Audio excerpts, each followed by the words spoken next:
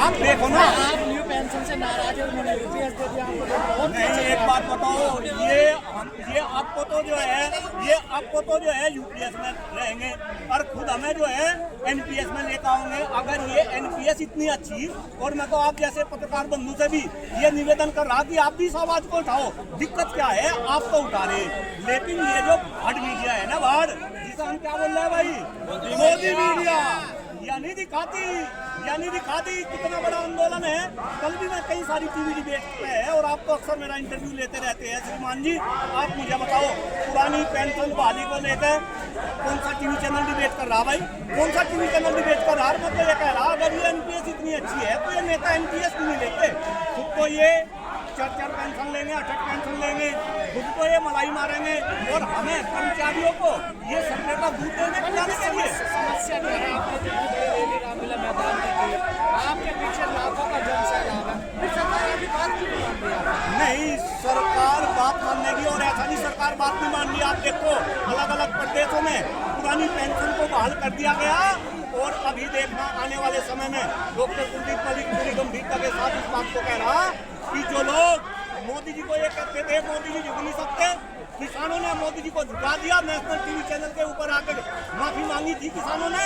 ऐसा ही प्रधानमंत्री को पुरानी पेंशन बहाली के लिए भी ये करना पड़ेगा, कभी माफी मांगनी पड़ेगी कि मैंने बहुत गलती कर दी, और ये काम तो हमें जो है सत्ता मांगते आने के साथ ही कर देना चाहिए था।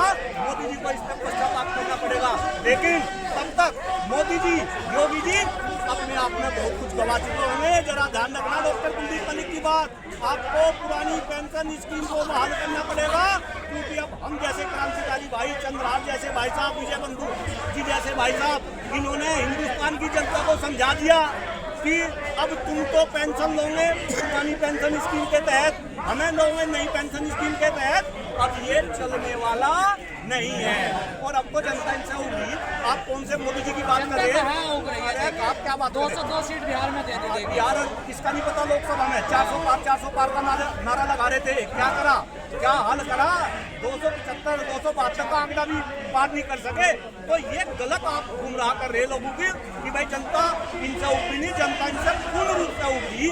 और एक बात बताओ, आज देश में भाई किसान इनसे परेशान, जवान इनसे परेशान, ये कर्मचारी आप देख ही रहे, कितने लाख कर्मचारी आपको यहाँ जनता मंत्र पे दिख रहे होंगे, और आप कह रहे हैं कि जनता इनसे उभी रही। कहाँ उभ रही है? अभी धर्म का नारा सब एक साथ आ जाओगे, धर्म इनकी धर्म की उधर ही चले नहीं, हाँ मैं चला जाऊंगा। अरे शर्म कर लो, कुछ शर्म कर लो, क्या दिखा रहे आप? हमारे जैसा क्रांतिकारी साथी में आप इस तरीके के आरोप लगा रहे, ये जनता ना तो देखना पसंद करेगी ना सुनना पसंद करेगी। हम तो सत्य के साथ हैं, जहाँ सत्य है वही डॉक्टर कुलदीप मलिक है, और डॉक्टर कुलदीप मलिक की आवाज को कोई बंद नहीं कर सकता। मलिक जी, आप हमेशा शिक्षा की बात करते हैं, बेरोजगारी की बात करते हैं, स्वास्थ्य की बात करते हैं, प्रदूषण इतना हो रहा है उसकी बात करते हैं, लेकिन वो तो किसी और की बात करते हैं। कौन? वही सरकार वाले। हम झुका देंगे सरकार को, आने वाले टाइम पे इन मुद्दों पे बात करनी पड़ेगी। क्यों नहीं सुन ली? अरे क्यों नहीं सुन ली? आप एक बात बताओ, सरकार का मतलब केवल मोदी जी और योगी जी है क्या? सरकार का मतलब ये सारे साथी जो कई लाख साथी यहाँ जंतर मंतर पे इकट्ठे हो रहे, ये सरकार आपको तो एजेंट बता दिया जाएगा अभी थोड़ी देर में टीवी पे देखिए। एजेंट बता दिया हमें, तो जब किसान आंदोलन में थे तब भी एजेंट बता दिया था। क्या कर लिया? माफी मांगी ना मोदी जी ने, माफी मांगी ना, फिर दोबारा से रिपीट कर रहा। ओपीएस के मामले पे भी मोदी जी और मोदी सरकार को, अमित शाह को झुकना पड़ेगा, देश से माफी मांगनी पड़ेगी, लेकिन तब बहुत देर हो चुकी होगी। मोदी जी, योगी जी, अमित शाह जी बहुत कुछ गवा चुके होंगे।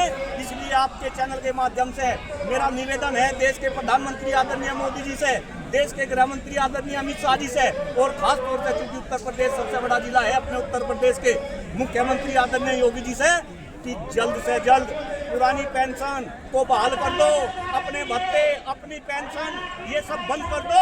अरे तुम तो नेता तो समाज सेवा के लिए हो, पता आपको इस बात को? समाज सेवा क्यों नहीं करते? अपनी पेंशन खत्म क्यों नहीं करते? अगर देश में पुरानी पेंशन स्कीम को बहाल करने से आर्थिक संकट पैदा हो रहे, तो अपने भत्ते खत्म करो, अपनी पेंशन खत्म करो, अपनी तनख्वाह खत्म करो। तुम तो सेवा के लिए आ रहे हैं, थारे तो आय के इतने स्रोत है, थारे पे तो इतनी संपत्ति है, जब नेता बने स्टार्टिंग में तो उसमें संपत्ति होती नहीं, और फिर कितनी संपत्ति हो जा। यहाँ तो आज कोई नेता नजर आ नहीं रहा है। जब चुनाव होता तो बड़े वादे करते हैं। नहीं नहीं, आप एक बात बताओ, मुझे पता नेता यहाँ नजर क्यों आओगे? अरे तो सारे के सारे क्रांतिकारी नजर आओगे। सरदार भगत सिंह नेता थे क्या? सुभाष चंद्र बोस नेता थे क्या? ये तो सारे के सारे क्रांतिकारी साथी है। वे देश को आजाद कराने के लिए अब जो है क्रांतिकारी बने थे, और ये भी कहीं ना कहीं एक नई आजादी के लिए ये लोग लड़ाई लड़ रहे हैं। और मैं फिर कह रहा, इन नेताओं की चाल अब जनता समझ गई। और आप लोगों ने तो देश के लिए सेवाएं दी हैं, आप नहीं तो पैसा मांग रहे हैं, आप किसी और को नहीं तो बिल्कुल, अरे बिल्कुल ये बात देखो, अभी बात तुम आप सारी बात समझ रहे। ये बात मोदी जी को समझ आ जा, ये बात अमित शाह को समझ आ जा, और जो मीडिया वाले हैं ये इस बात को आगे बढ़ाते। देखिए आपके चैनल के माध्यम से मैं सभी मीडिया चैनल से ये निवेदन कर रहा, तो मैं भी जनता ने देखना बंद कर दिया। सारी टीआरपी कम होगी। मैं आज तक की बात कर रहा, मैं एबीपी न्यूज चैनल की बात कर रहा, मैं इंडिया टीवी की बात कर रहा। सारी टीआरपी कम होगी तो मैं भी आर्थिक संकट आने लगे, समझ जाओ। आने वाले समय में तुम्हें देखना बंद कर देंगे, सारी आवाज बंद हो जाएगी। अब देखिए इस जैसे भाई के यूट्यूब चैनल देख के जाएंगे और ये असली देशभक्त बना जाएंगे। सारी कैसी देशभक्ति? अगर तुम जनता के मुद्दे नहीं उठा सकते, अगर तुम पुरानी पेंशन स्कीम का मुद्दा नहीं उठा सकते, पर्यावरण का मुद्दा नहीं उठा सकते, स्वास्थ्य का मुद्दा नहीं उठा सकते, देश में जो है बेरोजगारी का मुद्दा नहीं उठा सकते, किसान का मुद्दा नहीं उठा सकते, क्यों भाई तुम अपने आप को देशभक्त बताओ? शर्म आनी चाहिए तुम मीडिया कर्मियों को। और जागो, जब हम जागे, ये दिल्ली के दिल जंतर मंतर पर उमड़ा सैलाब आपको भी जगाने के लिए आया, और आपसे निवेदन कर रहा। लेकिन मीडिया कह रहा है हिंदू खतरे में है। ये बस आप हिंदू मुस्लिम में चले जाओ। हम यहाँ पुरानी पेंशन स्कीम की बात कर रहे हैं, तो हिंदू मुस्लिम में चले जाओ, ये नहीं चलेगा। और एक बात गंभीर रूप से कह रहा, अगर देश में मोदी जी की सरकार है, प्रदेश में योगी जी की सरकार है, और 11 साल मोदी जी को हो गए, और फिर भी वो कह रहे हिंदू खतरे में है, शर्म नहीं आती? तुम्हें शर्म नहीं आती? और मोदी जी और योगी जी को शर्म नहीं आती? आप क्या बात कर रहे हैं? हिंदू मुस्लिम की बात केवल और केवल असली मुद्दों से ध्यान भटकाने के लिए करी जा रही। पुरानी पेंशन का मुद्दा ना उठ सके, देश में पर्यावरण का मुद्दा ना उठ सके, देश में नौजवान अपनी आवाज ना उठा सके, हैं? भाई ये तो बहुत गलत बात है। लगता है आपको निकल पाएगा रास्ता? नहीं, क्यों नहीं निकलेगा? अच्छा आप एक बात बताओ, मैं आपसे एक क्वेश्चन कर रहा, आधे घंटे से आप मेरे से क्वेश्चन कर रहे, दिल पर हाथ धर लो, और इस जन सैलाब को देख कैसे कैमरे को घुमाओ धर लो, और बताओ कि अगर ये जन सैलाब मोदी जी, योगी जी और देश के प्रधानमंत्री तक अपनी आवाज उठा रहा, तो क्या इसका हल ना निकले? अरे मैं तो आपसे ही पूछ रहा भाई, मैं आपसे मालिक जी, ये जन सैलाब हमने रामलीला मैदान में भी देखा था। नहीं, बिल्कुल रामलीला मैदान में भी आपने देखा था, लेकिन ये खास तौर से अटेवा के जो भी साथी है और इनके साथ में जितने भी संगठन जुड़ रहे हैं, आप इनका प्रयास देखो, ये कछुए की चाल आगे बढ़ते जा रहे हैं, और इनकी रफ्तार बढ़ती जा रही, और धीरे धीरे सरकार तक भी ये बात जो है जाति सरकार को भी दिख रही।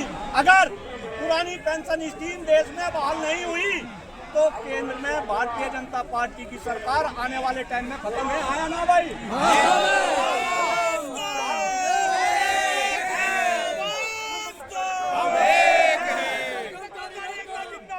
जिंदाबाद जिंदाबाद जिंदाबाद जिंदाबाद। हाल करो, हाल करो, हाल करो, हाल करो।